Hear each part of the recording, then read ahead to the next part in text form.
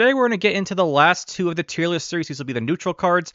A lot of these guys will try and go pretty quick. A quick review of the tiers. Excellent cards are cards that are played often or deck defining. Now, this is for the neutrals with keep an open mindset. A lot of the neutral cards are deck defining in a manner that they're not the only cards in the deck, but their presence does define what the deck is.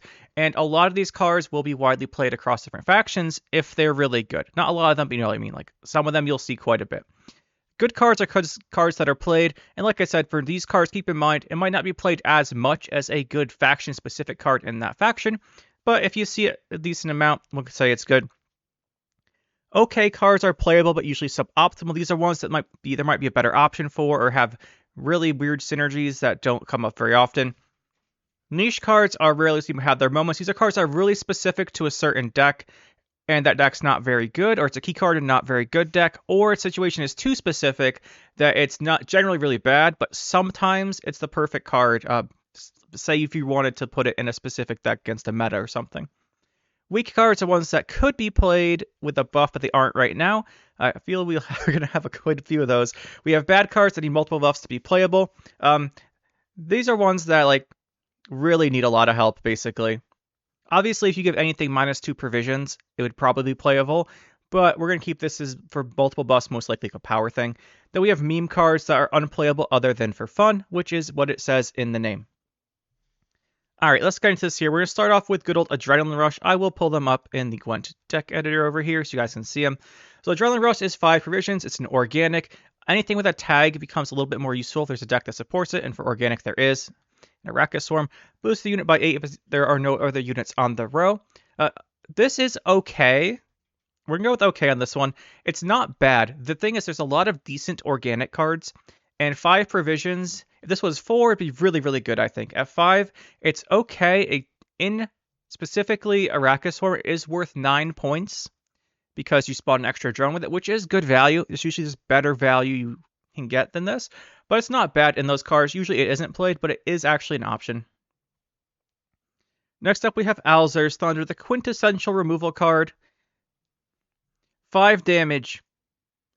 Fun fact, Alzur's Thunder as a spell can trigger Alzur. But the interesting about Alzur's Thunder is it can actually damage your own guys. Most of the 5 damage cards don't. Like if we take a look here at, say, Boiling Oil. Right? Good Boiling Oil.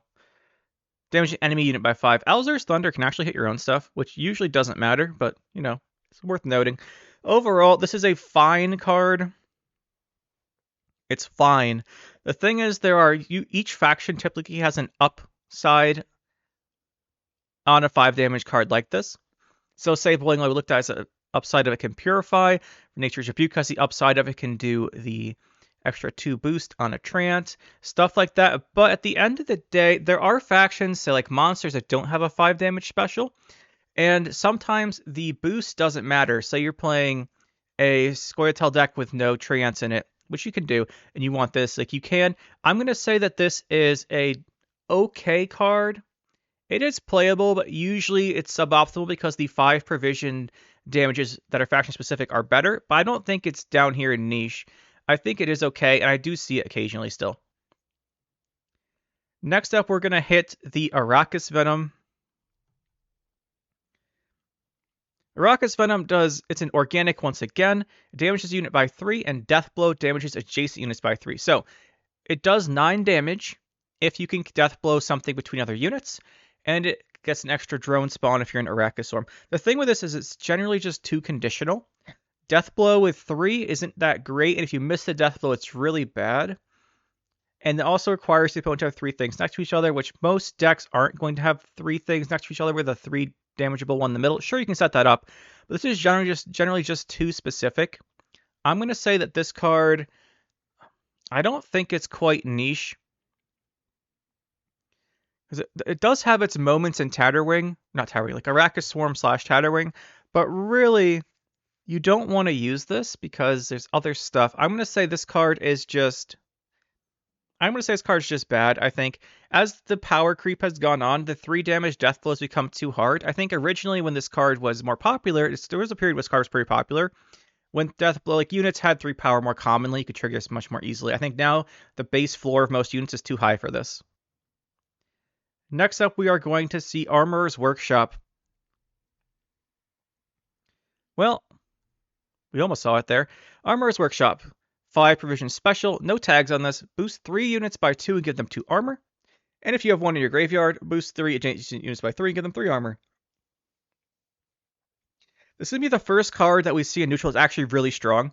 So Armorer's Workshop, just on the face of it, is 6 value with 6 armor. Now, the 6 armor will often get value. Yes, you need 3 units next to each other, but you can set this up in certain decks. And we can't go by without mentioning the Simlos Dennis deck, which just relies on this as their finisher combo. And the second Armorer's Workshop is worth 9 points with 9 armor. If you just play these in any generic deck, and you play both, the first one's 6, second one's 9 is 15, getting 15 points for 10 provisions. That's not bad if you just ignore the armor completely. And in decks that you get the armor really valuable, you can target a Elven Seer with this, get additional copies, and then the one in your deck is just 9 again. Overall, really strong bronze card. Very, very strong. We're going to put this in excellent deck defining. It is deck defining. There's decks in Syndicate, Skoya Syndicate, in Syndicate based, not Syndicate, in Scoia'tael based around this. And I have occasionally seen it in Syndicate, and I don't know why, but I saw some people playing it in there. I think it was a Greater Brothers deck, and I think they're memeing on me. Anyway, next up we have some of the weathers. Okay, we'll just do the weathers all at once, I think. All at once. So we have Biting Frost here. Not Biting Frost. Yeah, Biting Frost. Where is it? It didn't show up here. Biting Frost is right here. So, Biting Frost.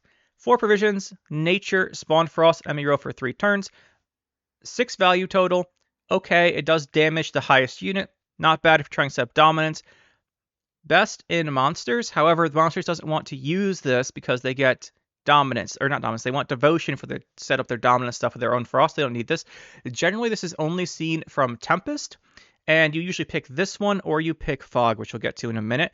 And usually Fog's more common, but this is still a decent card. I'm going to give this one an okay. I think Fog is objectively the better choice most of the time, but you can pick Frost for the Tempest plays if you would like to. Speaking of Fog, though, we'll hit that one up next. Get these out of the way real quick in order here. So Fog, the weakest weather effect in general, because it had, well, we did make a Fog deck. If you want to see a Fog deck, check that out. It's pretty funny. Not the best deck. It was just for fun. But Impenetrable Fog, same thing. Nature spawns Fog on enemy row for 3 turns. This is better than Frost generally because it will hit the lowest unit, and typically engine cards, the ones you want to remove, are the lowest units, and you can set up this to kill them. Either this will kill them eventually, or it'll do damage, and then you can finish it off with another card. So generally, this is the best one to pull off Tempest. Tempest is a good card. For those of you who don't know, Tempest is a neutral gold nature that plays all copies of a weather card from your deck. So you can pull these both out and get some pretty good value. It is better than Fog, and it does see play in decks such as, what's it called? The Symbiosis decks do play this. It's not deck defining in those decks. You don't have to play it. I've seen people without it, but it's a good card in those decks, and you can play it for your weather cards if you want to do that in non-devotion Symbiosis. And then lastly here, we'll hit up Torrential Rain. Torrential Rain is the last of the weathers, so this spawns Rain on enemy row for 3 turns. Rain is the worst weather effect because it does 2 damage, but it has to be 2 different units in the same row. So if they only have 1 unit in a row, the Rain's only hitting it for 1, and it doesn't set up finishing things off as well as the other ones do. So it's the worst weather effect. But there is the rain-based Skellige deck, which helps it out a little bit there, and we're going to grab it. Where is our Torrential Rain? Just pull it up here. So this does go in the Rain deck. Rain likes it because it thins the deck. It's a pretty consistent deck. That being said, though, it's not the best. And you don't always want to play Tempest in this because the deck already has a lot of consistency. It already plays stuff like Double Anglerfish. It already has enough consistency that you don't really need this. And you will usually have enough Rain otherwise. And most Rain decks are Renfrey based, so the Rain decks that would want to play this are not going to most of the time. So I'm going to stick this one in okay, I think, still. It's on the edge here, but considering Renfrey Beast is the best way to play Rain, this doesn't really get to see much play right now. All right, we'll go back to alphabetical here. We've got the Bomb Heaver. This card used to be broken. It used to have a tier of its own. For those who don't know, this card used to say destroy an artifact. So, you just play a Bomb Heaver in your deck and destroy the opponent's scenario. So yeah, that was obviously changed. But Bomb Heaver now is a 4/4 human bandit. Bandit tag's kind of useful. It has damage any by 1 if you have a bomb in your hand, damage by 3 instead. On the face of it, this looks pretty good. It's 3 damage if you're holding a bomb. 3 damage on a 4-person unit. It's worth 4. It's 7 for 4. 3 of its damage. That is generally really good. Problem with this is if you're doing this, you're playing bombs, and the bombs already have so much damage, you don't need the extra value from this doing damage. Usually, you'd rather put the provisions, your upper range provisions to the finisher cards, high value cards, and use the low provision cards for your bombs.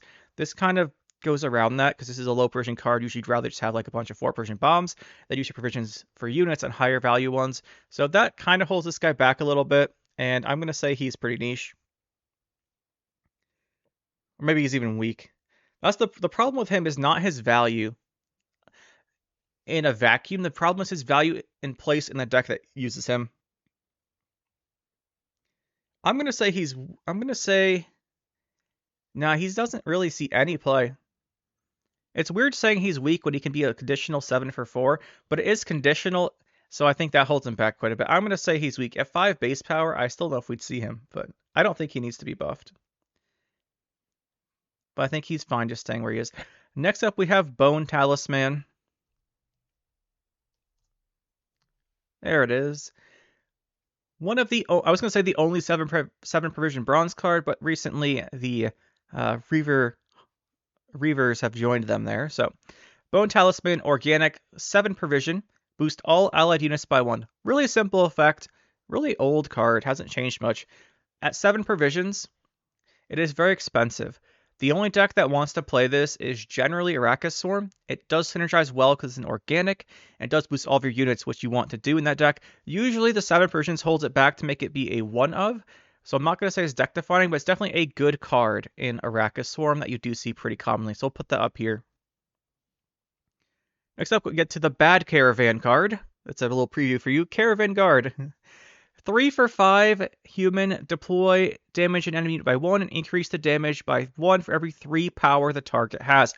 So if the unit you're hitting has 24 power, it'll do 8 damage and be 11 for 5. Now here's the problem. If the opponent has a 24 power unit, that's really bad for you. And let's see, in order for this to get, and you'd rather hit with a tall punish that actually got rid of those points. So if we take a look at this on the face of it, a 5 version card that's just playing for value. All this is doing is playing for value. If you're playing a 5 version card for value, you'd want it to have conditional value like this. I think you'd probably want to have it play for about 9, which means you have to hit an 18 power unit with this. Not going to happen. Like, that's just way too niche. There are much better tech options to punish those tall cards than this. This card is very bad. This is one of the worst cards there is in neutral, unfortunately. It's just the value is just not there. It doesn't do control. Like I always say about control cards, a card either has to get value from removing opponent stuff or do so much damage that it plays for a good amount of value on its own. This does neither because it can't kill something unless it's 1 power. You want to kill something that's 1 power, there are way better options than this, and the value on it is just not there. So, unfortunately for Caravan Guard, this is a meme card. It will never be playable. On the other hand, though, we get Caravan Vanguard up next. 3 for 5, deploy melee, it's a human, boost self by 3, and deploy range, spawn a base copy on its row, bonded, do both. Now, the reason Caravan Vanguard is such a top tier card is specifically due to the interaction with its ranged effect. So, the way Gwent works, you play a card, it resolves its deploy effect, then stuff on the board checks for conditions. So just think your opponent has an on-crate longship, you play Directory of Vol. The Directory of Vol deploy effect will lock the longship. Before the longship checks that can ping it, it's locked, can't ping it. For Caravan Vanguard, this is consistent here. We play the Vanguard, the deploy spawns the additional Vanguard. It doesn't get the bonded effect from its own self, but the reason this matters is if we take a look at another card in a second, we have to do these two together. If we look at Highwayman, this says when you play a bond you already control a copy of, summon self from your deck to the melee route. So the interaction we're talking about there is Caravan Vanguard will spawn its deploy will summon the bonded copy of it. The deploy effect will finish. Then Highwayman will, since it's checking condition after deploy effect, will see that you played a Highwayman, well, there's already one on the board and summon itself out of the deck. So that is the interaction between those two, which means that Caravan Vanguard is an excellent card. because it plays for a ton of value. If you get it bonded off, you get it bonded off, it's 9 for 6, it's really good. But more importantly, it just enables the Highwayman. And Highwayman, if you can enable it in this way without having to play too much into the bonded, which you don't have to, all you have to do is play one Caravan Vanguard, it thins your deck by 2. Thinning by 2 is extremely good. So for Highwayman, it's going to the same tier. When you play a bonded unit, your control copy of summon cell from the deck to the melee row. Yeah, it has exposed, move cell to the top, back of deck. Move cell to the top of your deck. But that means it has to be pinged by exactly 1 damage. Often things do 2. It is annoying to get this pinged to the top of your deck, but generally you're going to hit this with some other card that will transform it, or you'll get some way to stop this from happening, or you just play it near the end of the round, or you just play against a deck that doesn't do ping damage, and you're set. So Highwayman also will be joining Caravan Vanguard up here. Just wanted to explain that interaction a little bit there for how that works. And those two, you see these in a lot of Renfree decks because they want to thin with only playing units. Specifically outside of Nilfgaard Renfree, these are a key thinning feature. Especially in monsters, because they put bodies in the graveyard for finishers like Morntart. So, excellent cards, these two. Next up, we have Clear Skies. I like Clear Skies. It used to clear all the row effects from the board, fun fact. Doesn't do that anymore. Now it's a 4-person nature that boosts all units on a row by 1. Now, this isn't too bad just looking at it. Looking at it, it's not too bad. The issue with this, if we compare it to Bone Talisman, is Bone Talisman, if you're playing a Swarm deck, it does all of your units. This only does the things on its row. This is a nature, so it synergizes with Symbiosis, not this. Just overall, Clear Skies is just not quite good enough. I want to put this in niche, though. There are some decks I've played where I've used Clear Skies, and it's pretty good. The issue with Clear Skies is generally there's better cards to include in your deck than Clear Skies. If you want to do an effect from a benefit effect from swarming, Bone Talisman is a little better. But this can still play 9 for 4. As long as you have 7 units, it's pretty good. And it's not too bad. It's just that the other cards, really what hurts this is that the best swarming deck is Arachis Swarm. This is a nature. So that does hold it back a little bit. But there are still a couple decks that you would want to play this in. Generally, it's not the best choice. Generally, you don't want to do this. But those decks, it can be pretty good in them. So I'm going to give this a niche category here. Next up, we have Crow's Eye. An interesting card to be sure here. Crow's Eye, 4 Persian Alchemy. It purifies the unit and boosts it by 4. Pretty simple effect. There are other ways to purify. This is key, though. This is an alchemy. So you can play this in Druids. And in Druids, it's pretty okay. It's pretty okay. The thing with Druids is we'll get to another card that is just better most of the time in Druids. But this is an option if you're not going to play that other thing we'll talk about. But really, this card is just okay. It's not bad. Sometimes you want to purify. Generally, you want your purify to come on a different unit we'll talk about later, or comes on a unit. That way the points are spread out. If you're boosting up something that was locked or poisoned or something with a status on it, generally it's because the opponent wants to deal with it. If you make it taller, they're more incentivized to hit it with like a tall removal or something, but it's still not a bad card. It's pretty okay. I can honestly say it's probably good if you're playing Alchemy. It's just one thing that's better that kind of puts us down here where the suboptimal type of thing really takes effect here. Next up, we have Cutthroat. So it's added with all the bandits. So 5 for 5, and it's a human bandit. Deploy, destroy an enemy with 2 or less power, and bonded, destroy an enemy with 4 or less power. Now, 2 or less power is really bad. That's not going to happen very often. 4 or less power is really good. The problem with this, there's already cards that do destroy 4 or less power we'll get to, and Cutthroat is harder to enable to needing the bonded, that this card really just doesn't see much play. I'm going to say this card is a little weak at the moment. The first effect's just too conditional, and if you play the first one, the opponent's just going to boost their stuff out of 4 power range, and 4 power, the cutoff has gotten a little less common. Unimpactful cards that you want to remove. So just over time, I think this guy's lost a little bit of value. He was never that great to start with, but his just the fully effect being pretty useless without the bonded hurts quite a bit, in my opinion. And there's already stuff that does this effect down here better. And he's also 5 provisions. If he's 4, I think he'd be pretty reasonable, actually.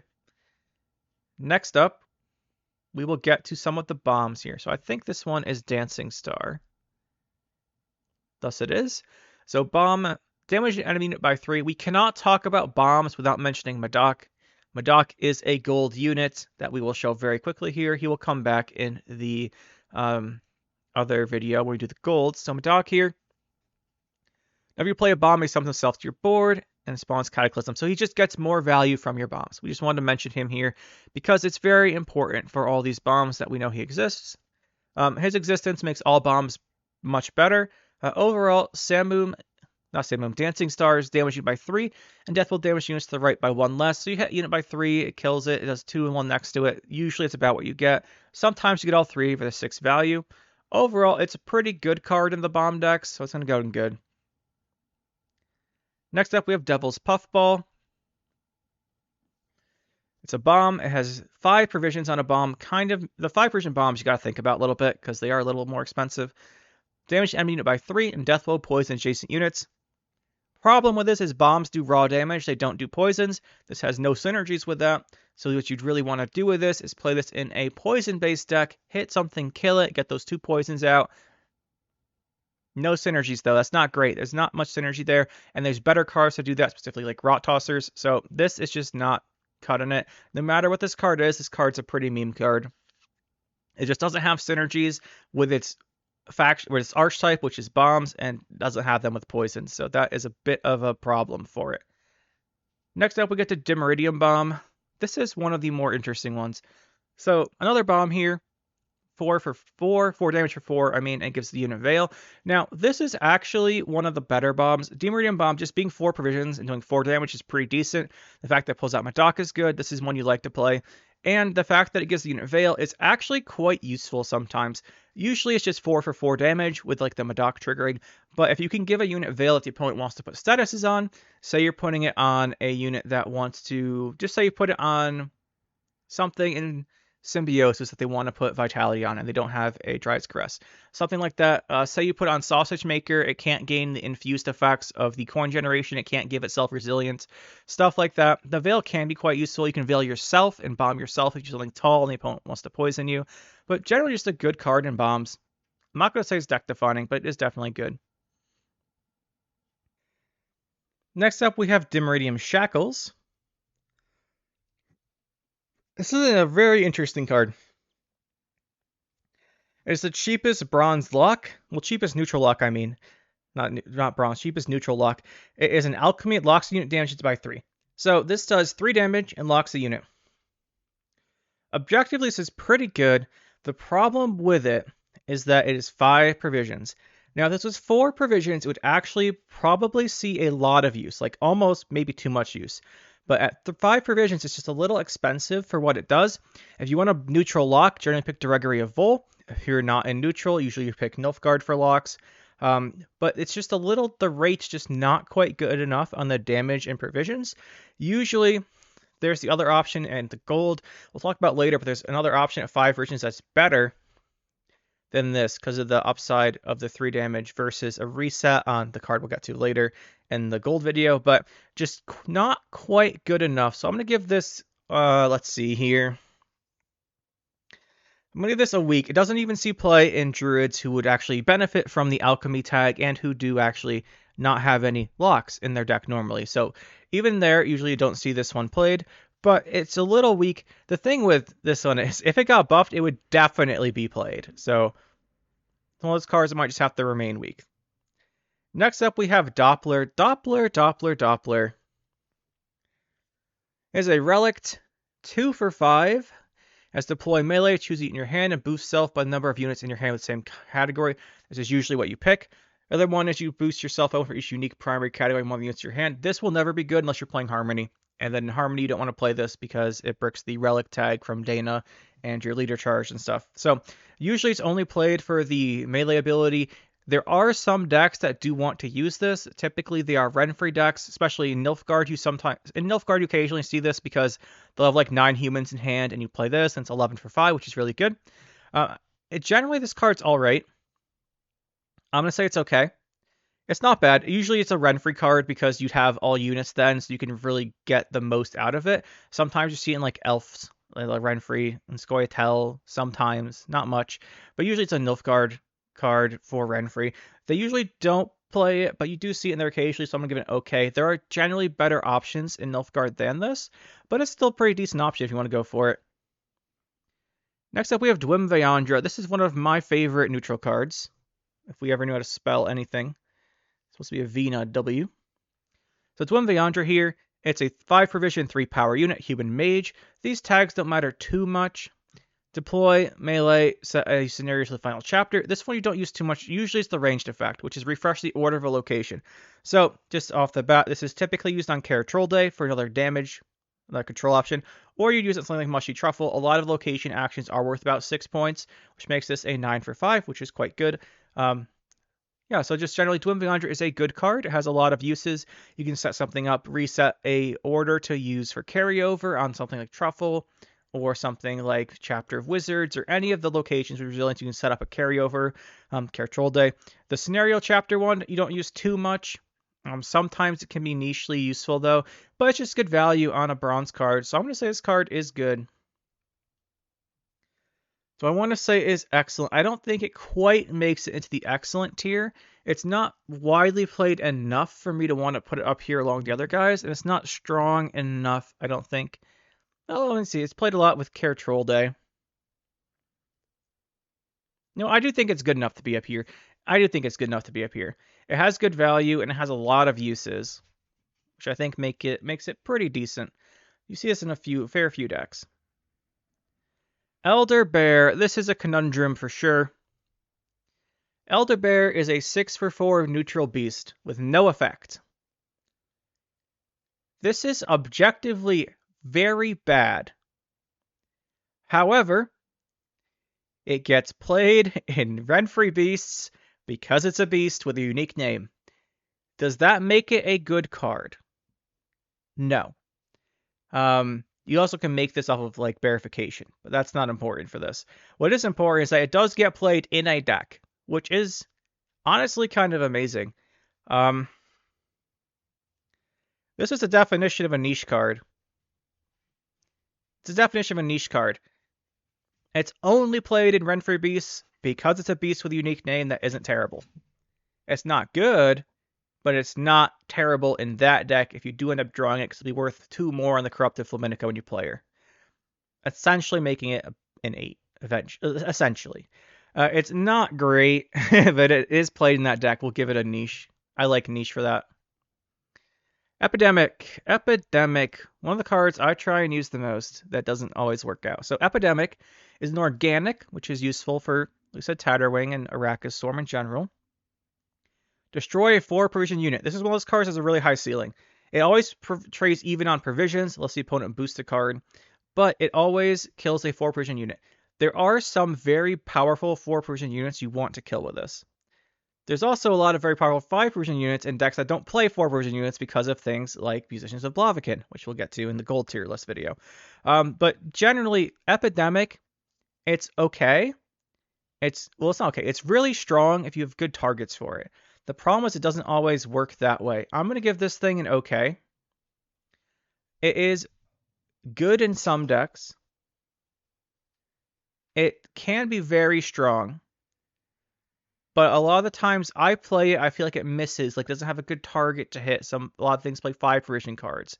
I just generally think that this card is alright, but you might want a different control option than this, because most of the 4 provision cards you want to hit with this are usually engines that you could kill with like a 4 for 4 damage, like the Dimeridium Bomb instead. Sometimes you can't though, and this is really good. Next up, we will see Fortune Teller.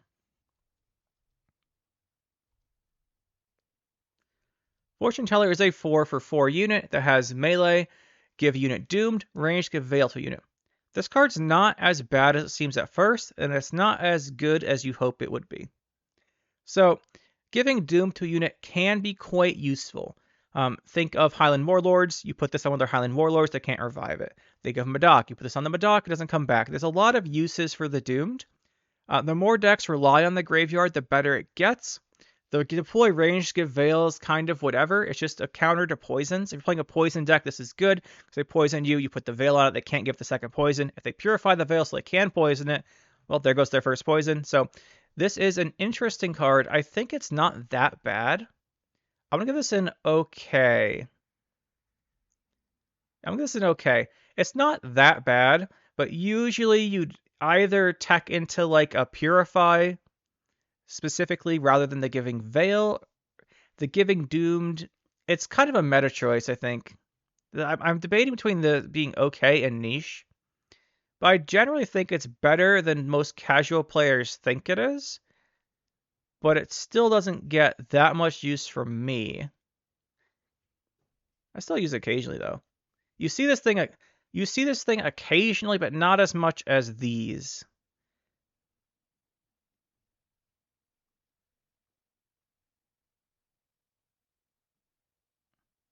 I'm gonna put it in niche, I think.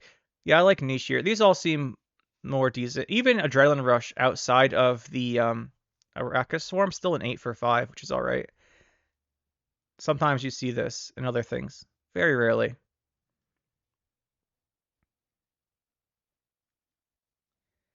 But yeah, I think I like niche for it. It has very strong upsides, which is why I think niche makes more sense. Next up we have Golden Froth. For Golden Froth and Mahakam Ale, we have to mention Ale the Ancestors, because we can't talk about that without mentioning it. Ale the Ancestors here is a neutral. We'll get to this one in the gold tier list. It's an alchemy that has resilience, blah, blah, blah. It has order, boost the unit, and infuse it with 38. 38 is just the code for the effect. It shows up like this in the game too, which is funny. But what this is when you target the unit with a Mahakam Ale or Golden Froth, it gets an additional 3 points.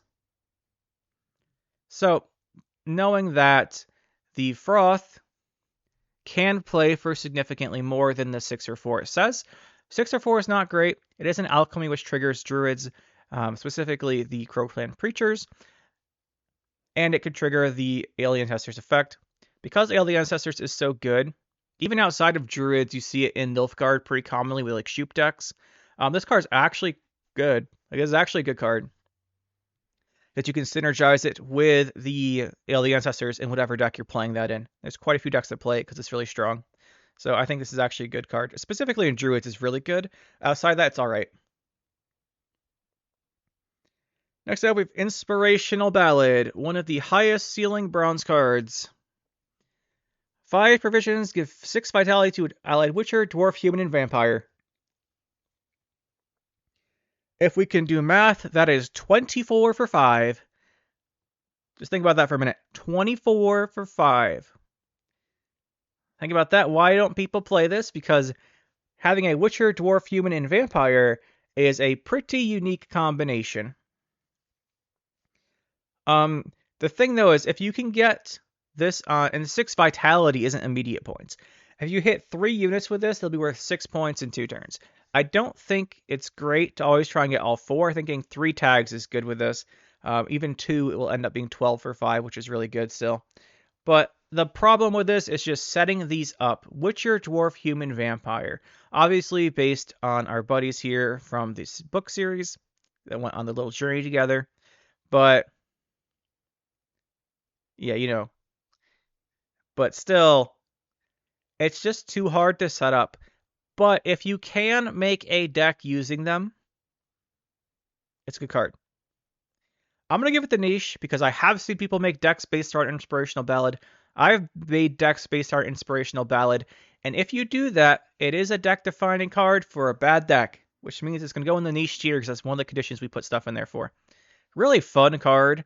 Just these categories are kind of hard to set up because, you can always do like a Geralt or something with this or play a Witcher deck. The Human's not too bad to get. There's a lot of humans in the game. Dwarf and Vampire are the ones that are pretty mutually exclusive unless you're playing on neutral rages. So you got to pick one of these. But, vampires, you want to be playing. I mean, there's technically a lot of Nilfgaard vampires, but they don't want this. Vampires, monsters, they like Renfrey, so you're not going to do that. So it's usually like a dwarf would be the third tag, which you can do, but it's really hard to use. It's going in niche. Next up, we have the Iron Falcon Infantry. These guys got reworked at some point. They used to have Barricade instead of Bonded here. So at the end of your turn, boost self by 1 if it's the only card on its row. This used to be the effect of Magni Division. Fun fact for you guys. And they changed it. But it's just not... It's weak. It's weak. It's weak or bad. The problem with this is it comes down at 3. And then if it's the only unit on its row, it goes to 4. The bonded effect is fine. Like 1 point per turn is an okay engine. I just think that it's weak. If it had base power 4, maybe it'd see a little bit more play. But as it is, it just comes down too low on power for needing a setup of the only thing on its row. It's just a little weak. Next up, we got a bunch of Iron Falcons here. So we got Iron Falcon, Knife Juggler. 4 with 1 armor, 5 resistance, Human Bandit. Zeal Order, damage enemy unit by 1. Okay. Bonded, give it 1 bleeding. So if it's bonded, you're getting 2 on each order, which is pretty good. Whenever you play a bonded unit, refresh the order. Now, this means you can get some really good value out of these Knife Jugglers. We're actually going to put this in deck defining because it does have a pretty decent deck in the Knife Juggler Nilfgaard because you can spawn copies of this thing and play copies of it pretty consistently in that deck. So because of that, we're going to give this a deck defining. It is the worst card in this top tier, I think, but it does have decks based around on it that are pretty good. That I do see like still in pro rank and pretty high in pro rank occasionally. So I'm going to give this a pretty decent one.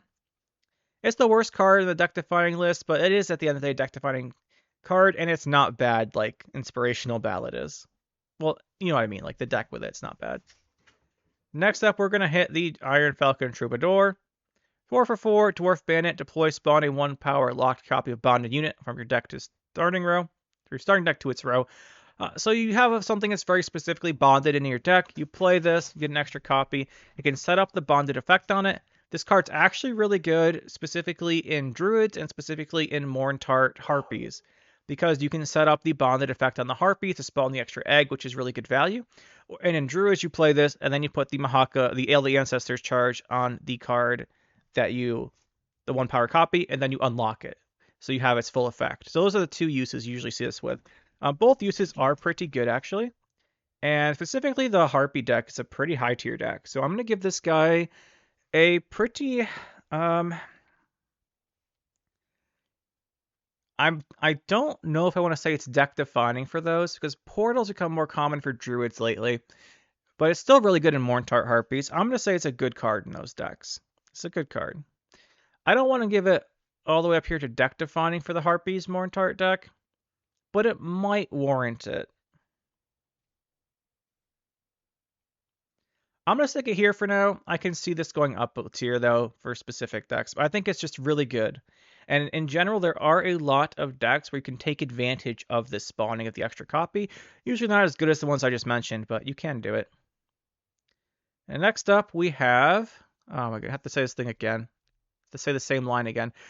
King Cobra is a 2 for 4 beast with deploy poison.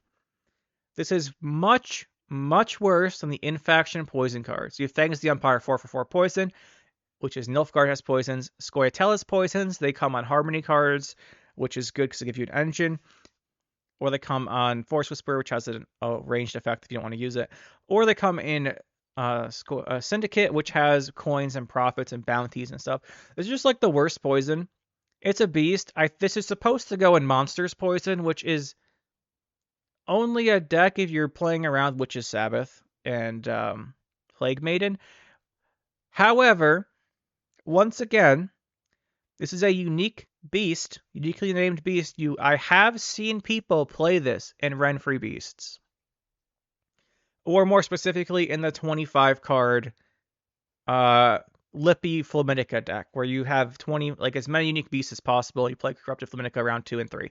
Like I've seen it in those decks. That makes it a niche card. This is the worst niche card, but I have seen it, and it does actually do some stuff in those decks, giving you more points on Corrupted Flaminica. So I'm going to leave it here.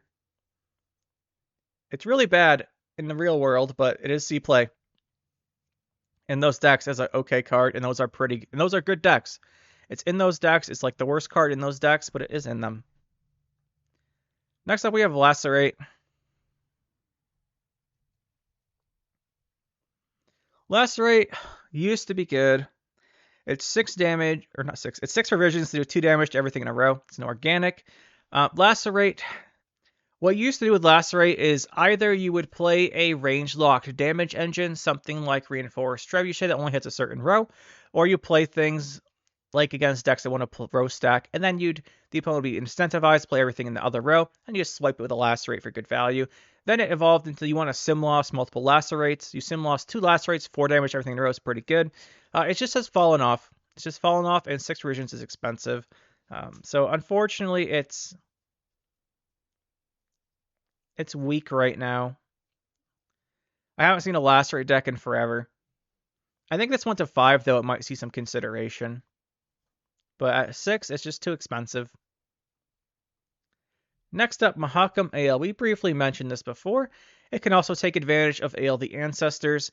It boosts by 5 remove units luck. It's an alchemy. This is a fantastic card in Druids because of the Ale the Ancestors. It's an excellent combo with Iron Falcon Troubadour because you can make spawn a copy of it, infuse the copy with the Ale the Ancestors to keep the 1 power copy to 4 so it doesn't die. Then you hit it with the Ale to unlock it, trigger the infused effect because that is the order this goes in. First, it will do its effect, boost by 5, remove lock. Then the card will check its condition. We talked about this with Highwayman. And it'll see, oh, look, it has this infused effect and you get 3 points. So really strong with Troubadour. Just very strong neutral card in general. I'm actually giving this thing a top tier. If you want to unlock versus Purify, you get an extra point over the Purify cards. And it has combos with Troubadour. It combos with the Ancestors for more value. So then you get an 8 for 4 if you hit something that's infused. That's really good. All those points are technically coming from the the Ancestors. But you know what I'm saying. But overall, just really good card. See this in a lot of different decks. And next up, we get to Mantlet.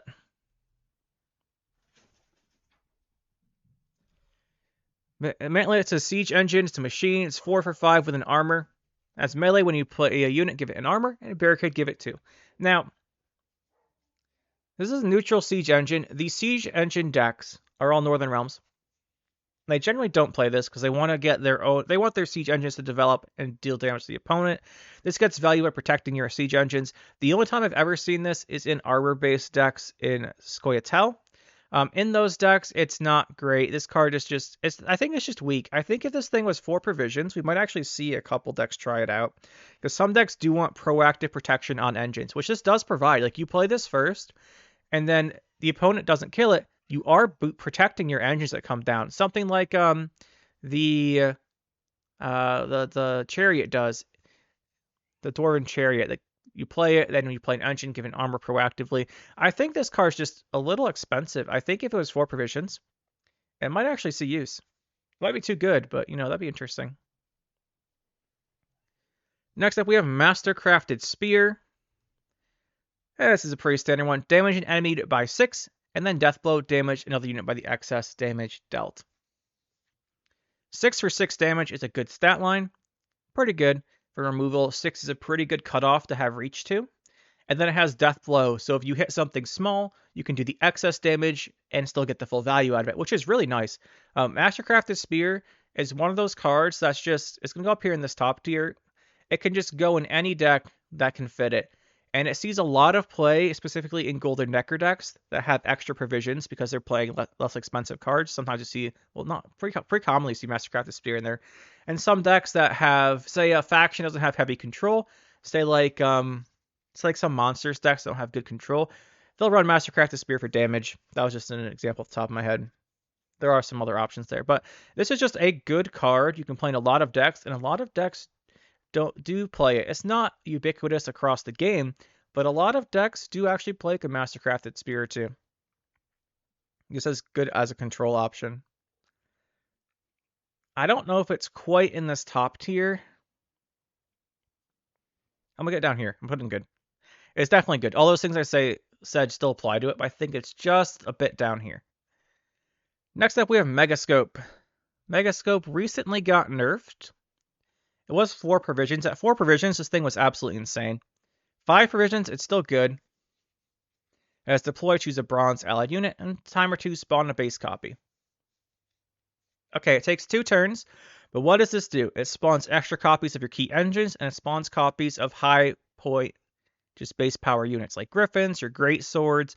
A lot of targets for this. You play it on your big engines in an engine overload deck, on your Cat Witcher Mentors, on your Messengers from the Sea, that kind of stuff. It's an artifact, which is fantastic for Golden Necker decks that want to back up artifact. It's just really good. It's just really good. At 5 provisions, it doesn't see as much play as it did at 4. Uh, I still think this card, like this, like 10 days ago or something got nerfed. I'm just trying to think if, I don't know if I've seen enough to really knock it down. It's a good.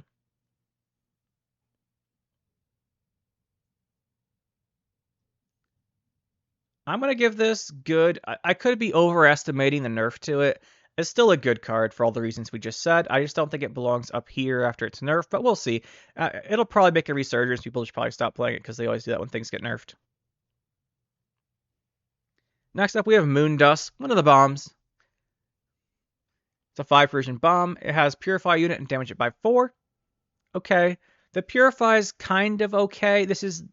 You do play this bomb because the Purify is useful on like shields, on defenders, stuff like that.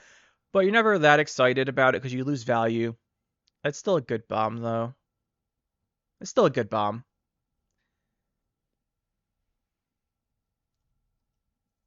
Northern Wind. I think this is the best bomb because graveyard-based decks have become more and more common over time. A damage unit by 4 again, Death Blow, banish it. Now, again, you're paying quite a bit. You're paying 5 versions to do that one. It's compared to like Dim Meridian Bomb or like Making a Bomb in Scoia'tael. Those are 4 for 4, 4 damage for 4 provisions. You're paying an extra provision to banish with a Death Blow, but that is often worth it. So I'm going to give this another good bomb. I just stick all the bombs together. I don't think there's a particularly top tier bomb like decks that defines a deck. That's for Madoc in the gold tier list, but these are all pretty good in the bomb deck. Next up, we have Offering. Offering.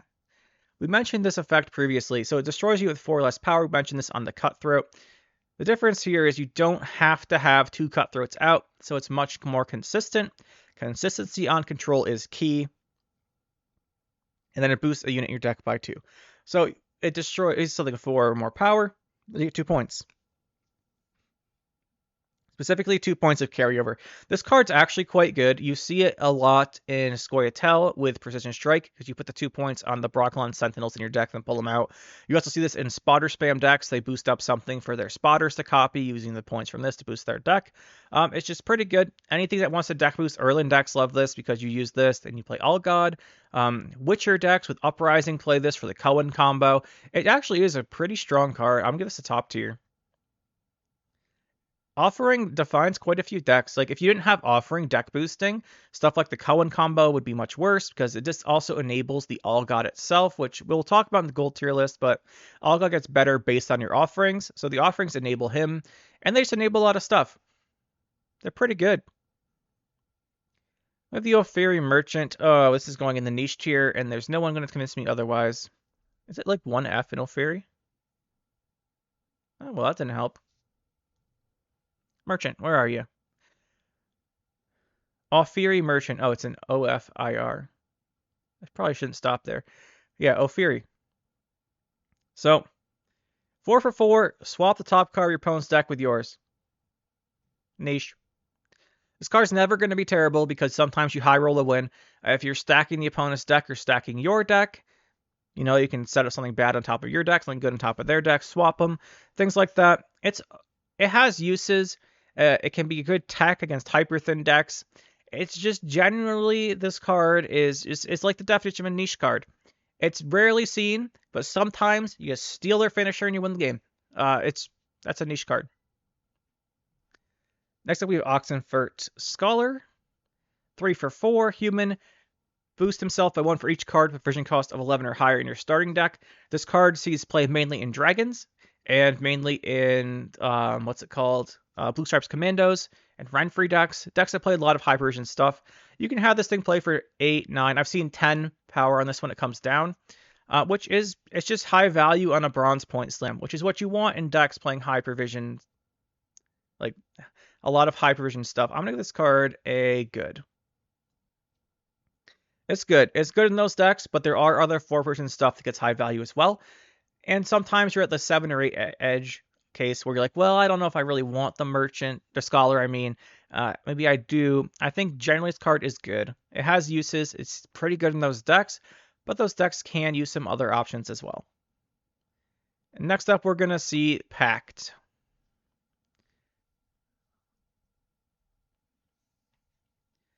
Pact is 6 for 4, 6 boosts for 4, and it has Doomed. Well, it gives the unit targets Doomed.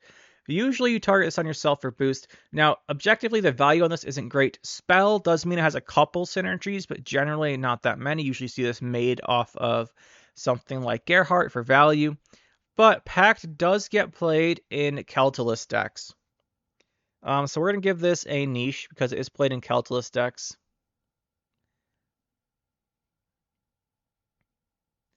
I mean, it's actually good in Keltalist, though. I don't think it belongs in the same tier as these cards. I'm not really going to say Pact is good. We are rating them as where they fit in the game. It's good in Keltalist. Keltalist isn't more of a... I'm putting it here. Keltalist is going at the top of this list, though. Keltalist is a decent deck. It's not the best deck. It gets countered by stuff. It's not a meta deck. So I think I'll put it in niche because it's good in that deck, but that deck's not a top tier deck. I like this. Now we get to a fun one. Peasant Militia. Peasant Militia, 4 for 4. Whenever you play a unit with deploy, boost self by 1. This was the effect of Nausicaa Sergeant before they made it into the card that flip-flops constantly. This used to be Nausicaa Sergeant, fun fact, and that card was pretty good. Peasant Militia is actually okay. Like, you can make decks based around this card. It's not a bad engine if your deck is based on deploying. I'm going to say this card... I have seen people playing Peasant Militia-based decks. I have seen it. It's not the optimal choice. There's better choices for those decks. Think of... They're always in Nilfgaard, but think of Life Jugglers would generally be better than Peasant Militia, stuff like that. But you can do Peasant Militia spam and get good value out of it. I'm not going to put it in weak, I don't think. I've seen it more than all these cards.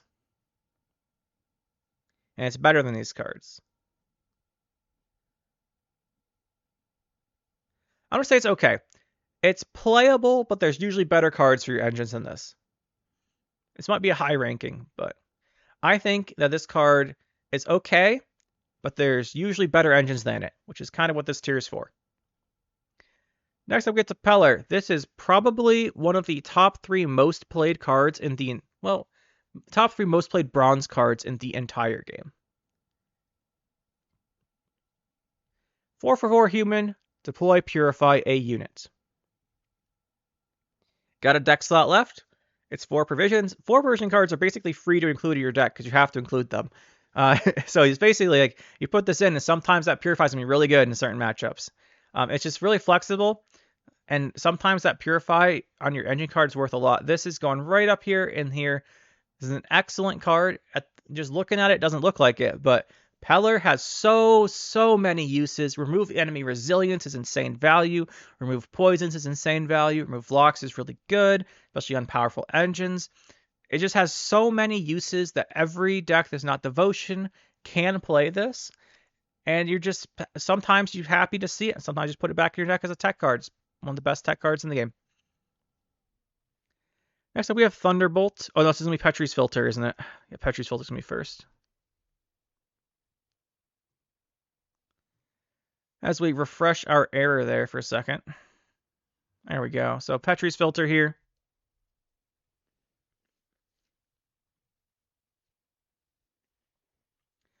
So Alchemy, once again, this card isn't used with the alchemies like the other alchemies are in Druids, but it has a use. Deploy, boost unit by 3, so 3 for 5 value is bad. Order, give a unit Zeal. Some units with Zeal are insane. Think of Rageous, what's the name of the one that's not Higher Vampire? Is it just Rageous? That's the one that does 1 damage everything. The one that swaps power with an opponent's unit in Knights, for example. Nilfgaardian Knights, this is insane. This on Master of Puppets is insane. There's some units, giving a unit Zeal is insane. And the opponent can't interact with this unless they want to heat wave it, which they don't want to. You have to play this in some decks that want the orders. Think of Rot Tosser spam. You need this to enable the Rot Tossers. This is a niche card. Those decks are all not top tier decks, but you have to have Petrie's Filter in them. So this is the definition of a niche card, I think. Next up, we have Piercing Javelin. Piercing Javelin. Piercing Missile, sorry. 5 provisions, does 4 damage per unit, ignoring armor. It's a bad rate for damage. 4 for 5 is bad. Ignoring armor is objectively good, but you're paying an extra provision over the 4 provision damage cards for this. Often the 1 damage, say 5 for 5 on Alzur's Thunder, would have ignored the armor anyway, and sometimes you want the 5 damage. This card can never be buffed because it would be just an upgrade over everything in the tier. At its provision range, right? If it's a 4 for 4, it did 4 damage and ignored armor, it'd be better than almost every 4 provision damage card in the game. So this card is just always going to be a meme card. If you have 5 provisions left, Alzur's Thunder is usually better. Next up, we get an interesting card, though. Red Haze. See a lot of Redanians in here. This is another bomb. Choose an enemy unit and damage one adjacent by its power. So the opponent plays a bunch of tall stuff. It's really good value. They play multiple engines. You can use one to kill the other. Generally just another good bomb. This one does occasionally see play outside of bomb decks because you can get such good value off of it sometimes. Right? Sometimes the opponent's playing Ogroids and they have 220 power units. You just smack one. Sometimes you get a good engine with this that you wouldn't be able to reach with like a Alzur's Thunder or a Meridian Bomb.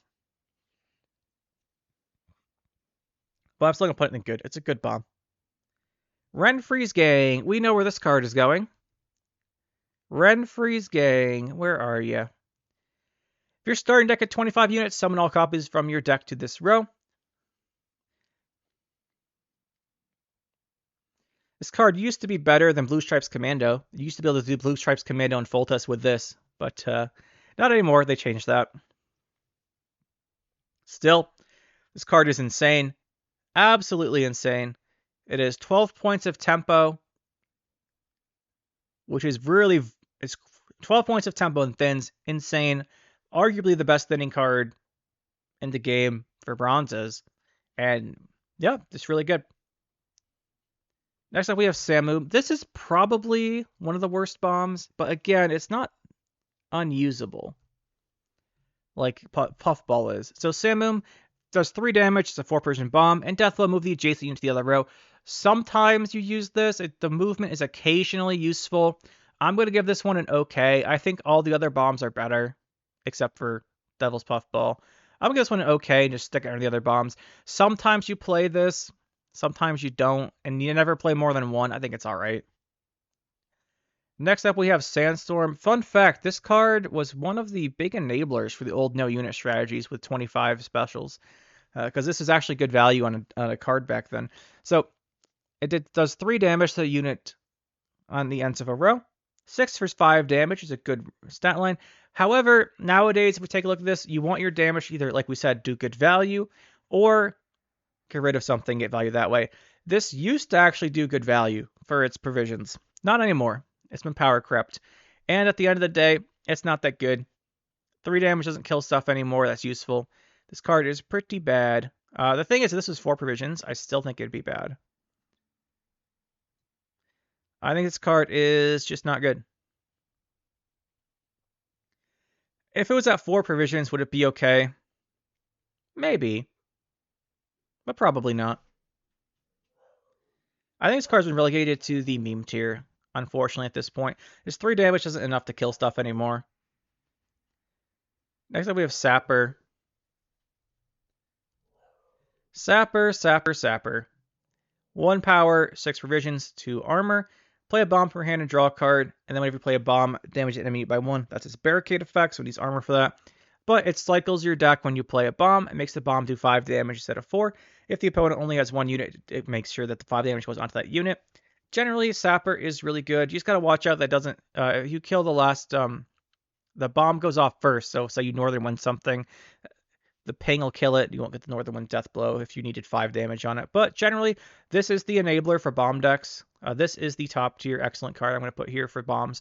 I think this just enables all the bombs, and it enables the bomb decks. I don't even think you'd play necessarily bombs with Madoc if there wasn't Sapper, because it helps so much.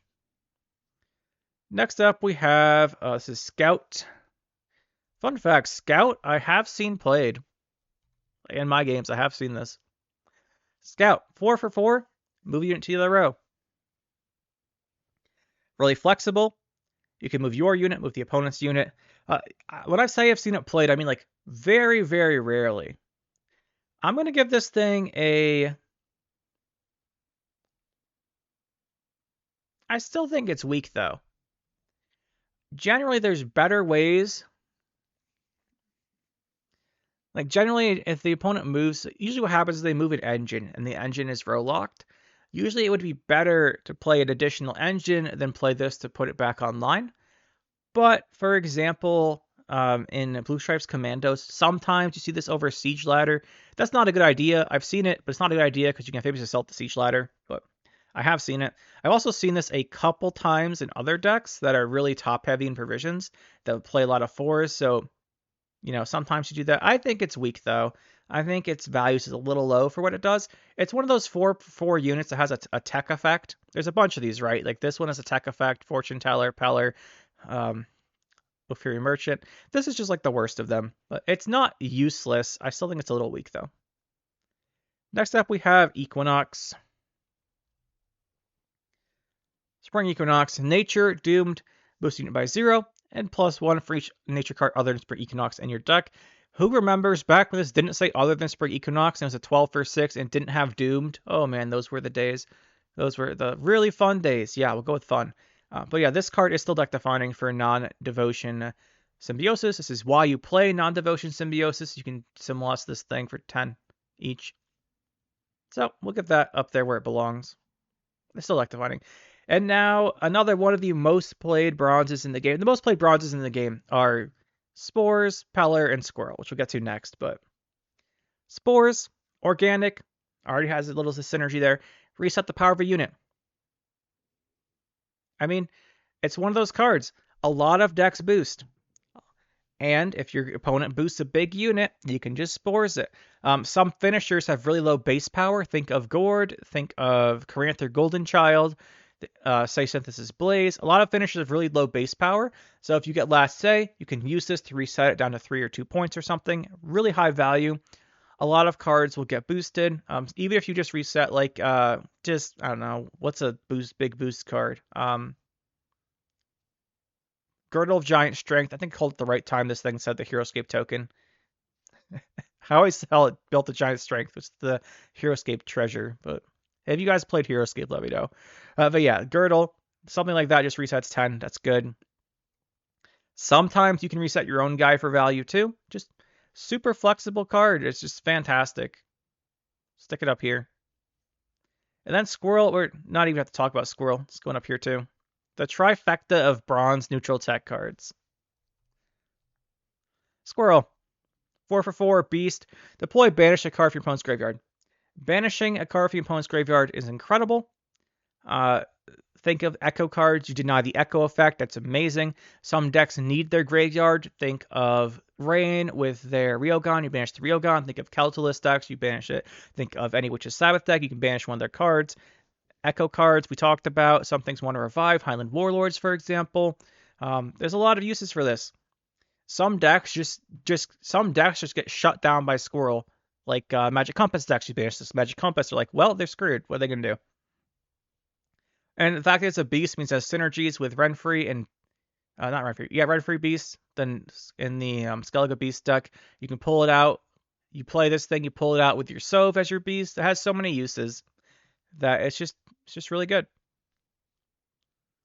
Stamelforged Tremors. I will argue this is probably the worst card, potentially, in the entirety of Gwent. It is a spell, okay, sure. Damage all enemies by 1. Why would I play this? It has no value. The value is incredibly low. So that's really bad. If your opponent is swarming the board with units, you'd rather have a lacerate because it does 2 damage. There's more chance of killing all of them. It's just too expensive. Decks don't swarm that much, and it doesn't punish them when they do. As if your opponent's swarming, they're probably trying to do it to benefit from all the units. So think of like Rakka Swarm. They swarm the board with all the little drones, and then they boost all the drones. Sure, this can kill the drones when they're at 1 power, but they're going to start boosting them. And outside the drones, all the swarming tokens are more than 1, and this doesn't kill them. So Tremors is a terrible card. Next up, we have Strays of Spala. Strays of Spala is interesting. A lot of these are interesting. So 4 for 4 Human Bin. Shuffle a gold from your hand into your deck, then draw a bronze and boost itself by 4. Bonded boost self by 4. So it's 8 for 4 value, which is really good, but you have to put a gold from your hand to your deck, which is generally bad, and then draw a bronze. However, this is a quite good card in decks that play a ton of consistency, like Knickers, Roach, and some other stuff. If you're playing all those, these are typically Lippy decks or something like that, where you have a ton of thinning cards. Or you're playing a Troll Porter deck, which you don't want to have certain gold cards in your hand because your Troll Porter banish them. That's like, again, that's like usually a Lippy deck. This has really good uses there because you put the Roach and Knickers back in your deck. You put your gold card back in your deck, you don't banish it. I actually think this is a good card. It has some really good uses. And its value is there. Next up, we have Swallow.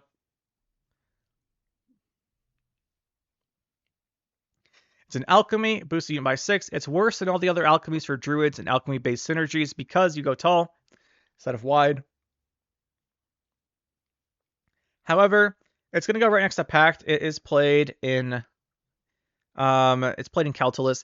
I think Pact is better in Calculus because you can give things you don't want to bring back with your Witch's Sabbath doomed so they don't come back. And it has the option of being able to put on an enemy unit to get the enemy unit doomed so it doesn't come back either. So it gives it a little more upside than Swallow, but at the end of the day, they're very similar in the same deck. Teleportation. 4 provisions. Spell, reset a allied unit's power. If it's a bronze, replay instead. Fun fact, you can use this on non-bronze units, people. I know everyone knows this. At least they think they know it. But the number of people I've seen teleport a random bronze instead of resetting their gold unit that got hit by 5 damage or something when the bronze didn't have an effect, it's non-zero. But yeah, you can reset your own units with this. Just remember that. You can reset your golds if they're big.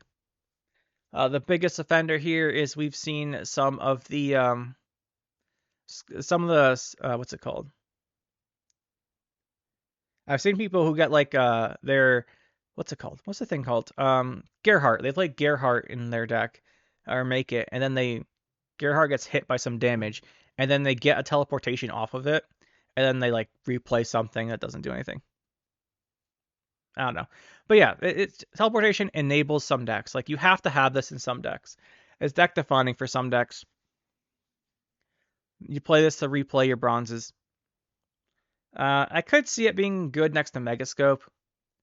But this is really strong in Pincer Maneuver and Traveling Priestess decks. It's really good because you replay the Griffin Witchers. It's like a key card in that deck. So I think because of that, we'll put it up here. And you do see it played other things you use on Illusionists and stuff. Next up, we have Thaw. Another Nature, boosting allied unit by 5 and give it Veil. The generally Purify is better than Veil. However, there's one exception. This card is very good on Griffin Witcher. As Griffin Witcher has the lock himself and then deal 3 damage. If you give it Veil, it prevents the lock but still does 3 damage every turn. This card is played. This card is played in those decks. I'm going to give it Niche. It's pretty good in that. I'm going to give it a tentative good. I think it's... I don't know. I'm debating because I'm thinking of it's either alongside it's either alongside these where it fits into a good deck, but it's like the worst card in the deck. You just kind of have to play it. But it's not like you have to play Thaw. You choose to play Thaw. It's pretty good on Griffin Witcher. I'm gonna give it Niche though. I think I like Niche for this. If you have never played Thaw with Griffin Witchers, give it a shot. It's pretty interesting. It's pretty good. You can do like Sangreals and use your Redain Secret Services instead. Or you put a Thaw on it, it's actually pretty good. I do that in Uprising Witchers pretty commonly, play this. But it's not the best thing at the end of the day. I think it's a niche in there. And you can swap it out. Next up, we have Thunderbolt. Good old Thunderbolt. It's an Alchemy, 5 provisions, order boost by 3, and deploy boost by 3. Now, this card's not great. I'm going to put it in weak. I've used Thunderbolt in Golden Decker decks before. I've used it to enable stuff. That was for like mainly content. I did think it was pretty good though. But overall, as a card, it's pretty weak. The thing that's nice about it is the order boost by 3 can proactively protect an engine, which is pretty good. The problem is if you're playing an engine deck, they're going to kill your first engine, and this doesn't have a deployed target. Then this becomes a little awkward, but it's just a little weak. It's not played right now. If it was buffed, maybe it would be, but again, buffing all these things to 4 makes them contenders for Golden Necker, just like pulling out random things, so I don't know about that one. But it's an interesting card. I've used it. It's not great. But it does have a couple of uses. Not enough for me to put in niche tier where it has really strong uses, but you can use it. Next up, we have Traveling Merchant, 5 for 5. Deploy range, shuffle a card from your hand into your deck, then draw a card.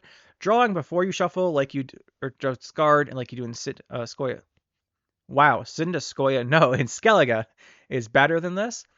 But people used to play this when Traveling Priestess first came out because they're just trying to do everything to shuffle. It's not worth it. It's just bad. You can't enable a discard synergy like you could with like a Skald, and I just almost did it again. In Skellige, it's too niche, but it's not the worst card. I could see it being playable if it was maybe like 4 provisions or something, and it really needs some buffs though. Like it has to be buffed pretty significantly because even then, it's not on the same tiers like discards because you can draw the card again later. It doesn't thin your deck out. It shuffles it in, doesn't go to the bottom. Yeah. Next up, we have Thirst for Blood. This is an organic. Give an enemy bleeding 6. The use for this is in vampires, where you can get the 6 points immediately and then also get the bleeding over time. The only time you play this is in vampires, like we said, right? But random-free vampires is objectively better than normal vampires. Devotion vampires is worse than non-neutral vampires, though, so this can go in like the second best vampire deck. I don't know, Golden Necker might be better, but this has fallen out of favor. It used to be the thing. You'd make a bunch of letters with megascopes and incubi and stuff, and then you'd throw this out, boost them all by 6. Right now, it's just... I'm going to give it niche.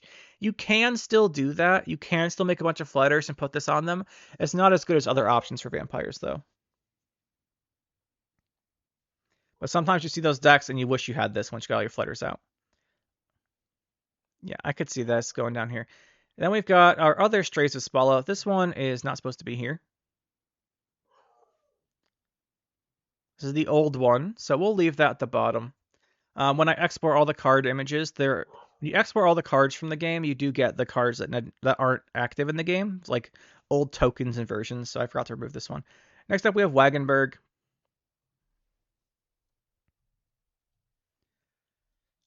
Wagenberg's a 3 with 3 armor, that's 4 provisions. That's pretty hard to get rid of, to be fair. It's got barricades, and every turn give 1 armor to adjacent units. Now, the only time you see this is really in Scoia'tael to make giant dentist combos, and you don't see it very commonly. I think it's a little weak. But that's a mantlet. The thing with this is, yes, you can set it up proactively to give units armor, which is something you can do. Like, you can't do that. However, the armor really doesn't translate to points usually, and the engines that you could armor with this, you already have the generally better Dwarven Chariot.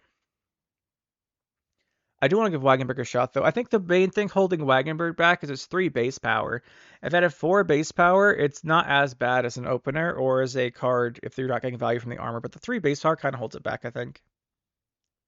It means if you're not getting value from the armor, its points are really low.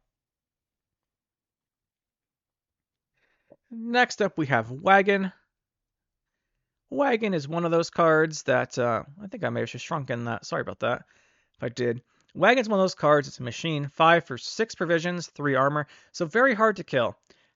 However, It does have a barricade effect, so kind of a barricade. So it's deploy Banish the Bronze to the right and gain resilience, and transform into a base copy of the Banish unit. Works incredibly well with Reavers, works incredibly well with Troubadour. It just gives you a resilience card. The problem with it is the 3 damage can remove the... If you purify the 3 damage, it works really well with Self-Eater too. The problem is if they get rid of the 3 armor, it purifies itself and you lose its effect. But all it loses is the resilience, so you can still transform it back into the base unit if you wanted to.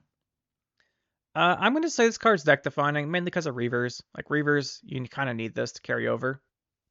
But it has to be answered if the opponent uses it. But I think we'll stick it there. I think that's the only reason we're putting it up here. Reavers isn't that good of a deck, though. Every time I say that, someone argues with me, but it's not that good a deck. It's really annoying to deal with, and it's very strong in certain matchups, but overall, it's not a great deck. I think I'm going to slip it down to niche. I'm feeling a niche on the wagon. It's very strong in certain situations, but it's also like Reavers aren't like a meta deck. And I said other options you can use it on. Usually people don't, though. Like, they're just choices. I think a niche is fine. Let me get Watchmen. All right, fun fact for you guys. Recently, I did a video on collusion gangs, and someone played Watchmen against me in that game. If I made this video a week earlier, I would have said I've never seen someone play Watchmen in a real game, like in a pro rank game. However, I have now seen someone do it.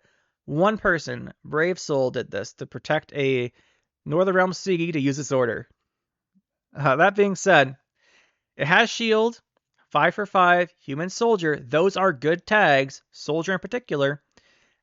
Shield, order, give a unit shield. It is hard to kill because it comes down with shield.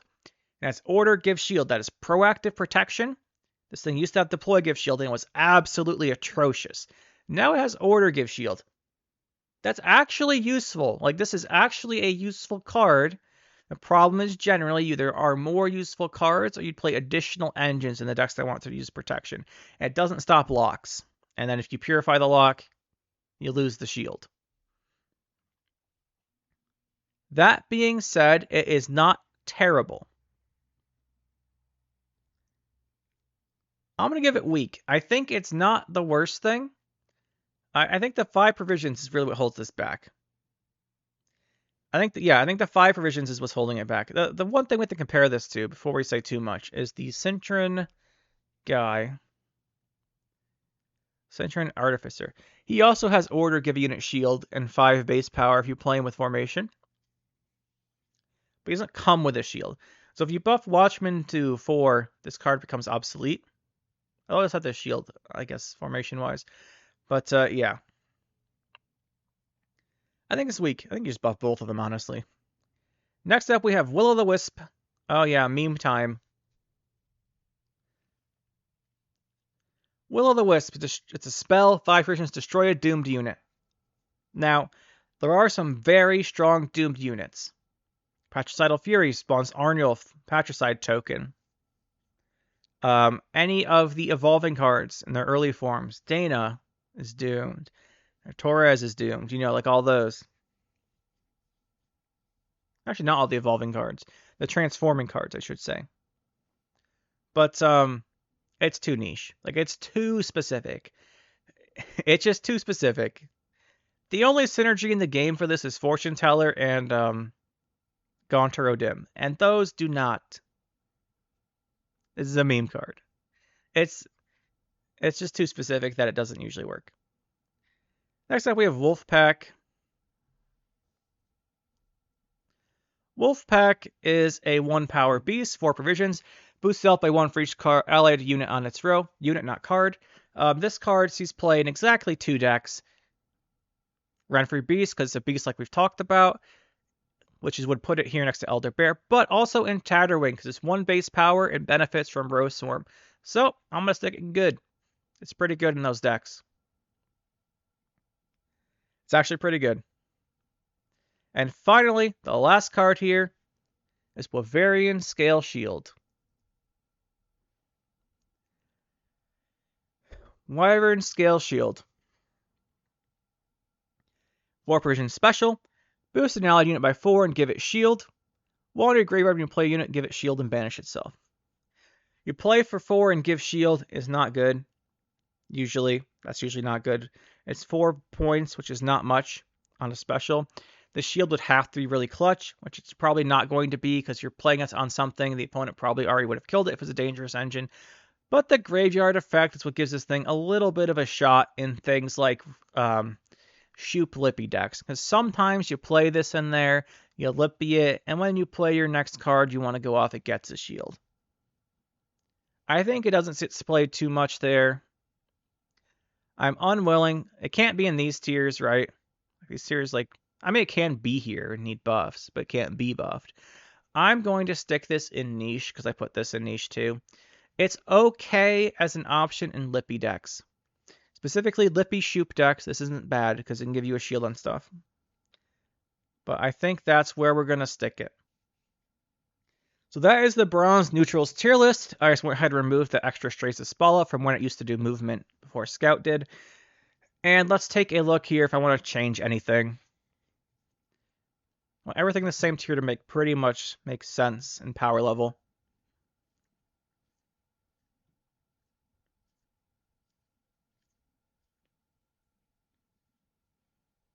I like the top tier.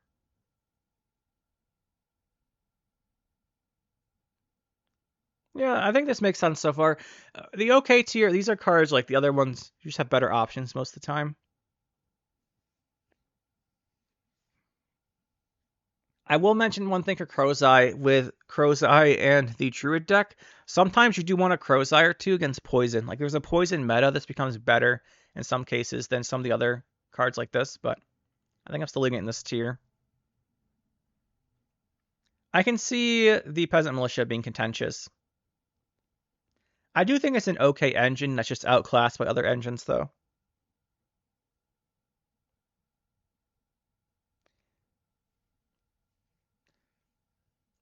I can see people wanting this in weak. I can see this argument. I'm going to leave it an okay. I've seen more than one person play Peasant Militia spam. I don't think it's that great. Maybe because I would put it in niche. You know what? That's a good idea. Let's put it in niche. Specifically, it gets played in one deck, Peasant Militia spam, which isn't the best deck. You know what? I like this. We're leaving it in here. As far as the niche tier, these all make sense to me as niche cards. This you could play in meme, but I think that because of Lippy Shoop, it's okay. Specifically Lippy, like you can do some stuff with Lippy. Sometimes you play engines in Lippy. Like Construct Lippy, you can put this in your graveyard and then play your Colossal Ifrit and it'll shield it. Fine, fine.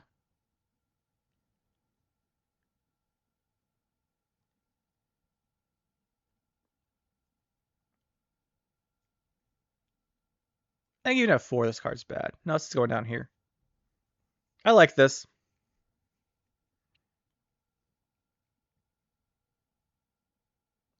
Yeah, so this is the Bronze Neutrals tier list. Let me know what you guys think. Let me know if you disagree with me. Where would you put everything? And hopefully you enjoyed, and we will see you in the next one.